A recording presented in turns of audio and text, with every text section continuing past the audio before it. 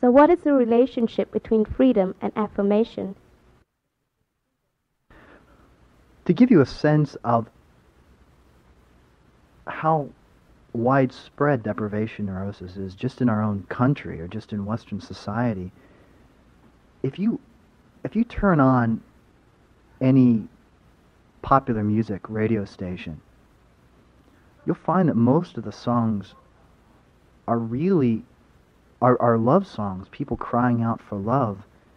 And normally these love songs are about not so much love, but about attachments, about people saying in just to quote a song, you know, I want you, I need you, I love you, that old Elvis Presley song.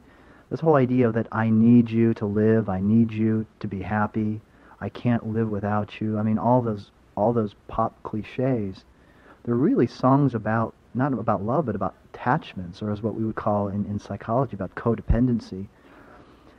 And this is part of the experience of being a deprivation neurotic, that as we, in our longing for love, we seek things that we hope can give us the love that we need. Often this happens. It's one way we try to cope with deprivation neurosis. And we form unhealthy attachments. In other words, we need to get love. We're trying to get love, authentic love from God or from other people, yet we will often become attached to persons or places or things. Self-affirmation comes into play, where we try to make ourselves important, we try to affirm ourselves, we try to pat ourselves on the back, so to speak. And the mature Christian lives a life where God alone is their attachment. That everything else can come and go, and they're not indifferent, but they have a sense that they don't need a certain person or a certain thing. They feel secure in themselves. They're anchored within their own identity. People can't knock them over, so to speak. People can't destroy them. People can't control them.